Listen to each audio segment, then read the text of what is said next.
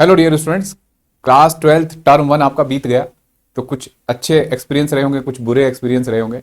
अब जरूरत है कि आप टर्म 2 के लिए अच्छे से प्रिपरेशन करिए। तो आज की इस वीडियो में आपको टर्म 2 में कितना स्टडी प्लानर क्या है, आपका सिलेबस क्या है, बुक्स क्या है, स्टडी मटेरियल, स्ट्रेटेजी और बहुत सारी चीजें आपके काम के मतलब की, ताकि आप बढ़िया से बढ़िया स्कोर कर पाओ और प्लान के साथ चल पाओ। ठीक है, तो शुरू करते हैं बच्चों आज की इस वीडियो में। सबसे पहले मैं आपको आपके आवर्स दिखाता हूं, कितने आवर्स का सिलेबस है। ठीक है, तो यहां लिखा है नंबर ऑफ पीरियड्स और यहां मार्क्स।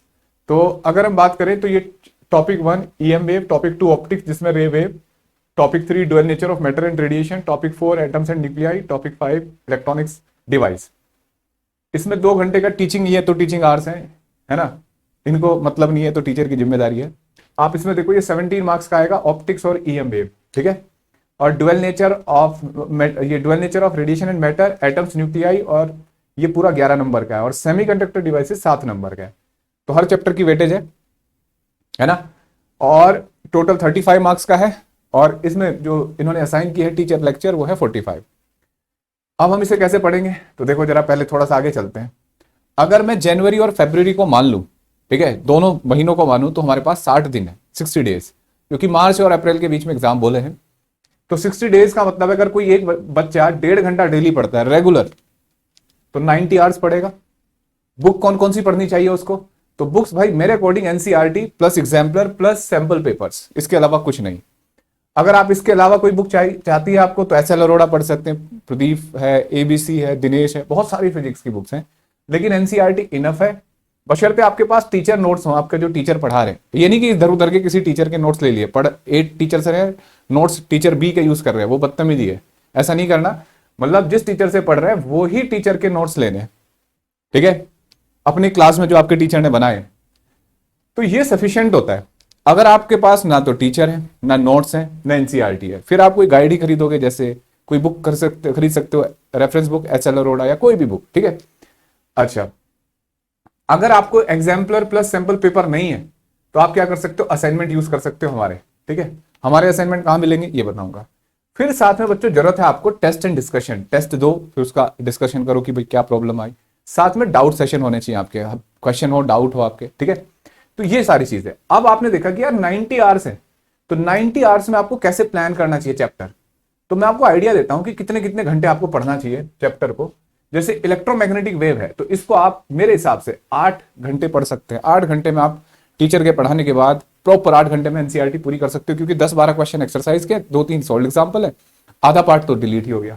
अब आ जाओ ऑप्टिक्स में, रे ऑप्टिक्स। मेरे हिसाब से रे ऑप्टिक्स को 22 आवर्स कम से कम चाहिए होते हैं, सेल्फ स्टडी के, मतलब प्रैक्टिस के।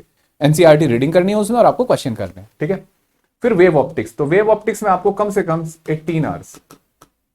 ठीक है, dual nature of matter and radiation, इसमें आपको कम से कम 12 घंटे, 12 आवर्स। ठीक है, एटम्स न्यूक्लियाई में 8 घंटे तो एटम में, और 10 घंटे लगभग न्यूक्लियाई में। ठीक है, और सेमीकंडक्टर में आपको कम से कम 14 आवर्स।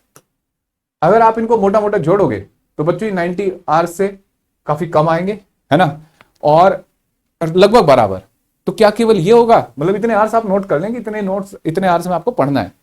क्या केवल इतने ही घंटे पढ़ोगे, भाई छुट्टी वाला दिन भी तो होगा ना कोई, तो उसमें और ज्यादा पढ़ सकते हो आप। और मेरे हिसाब से अब की बार आपको क्या करना चाहिए, जैसे पहले आपने सिलेबस पूरा किया, फिर प्रीवियस ईयर करे। इस बार अब टाइम कम है, तो इस बार आपको चैप्टर, ठीक है, साथ साथ प्रीवियस ईयर क्वेश्चन, है ना, और प्लस एक्स्ट्रा प्रैक्टिस साथ साथ करनी है बच्चों। इस बार डिले नहीं करना। ठीक है, एक और बात बताऊंगा आपको, इतना काफी होता है बच्चों। अगर मान लो आपको लगता है कि यार ये सब हमारे पास नहीं है, अवेलेबल नहीं है, तो हमारा एक फ्री बैच चल रहा है बच्चों, जिसका नाम है सफल बैच, जो हर MWF में होता है।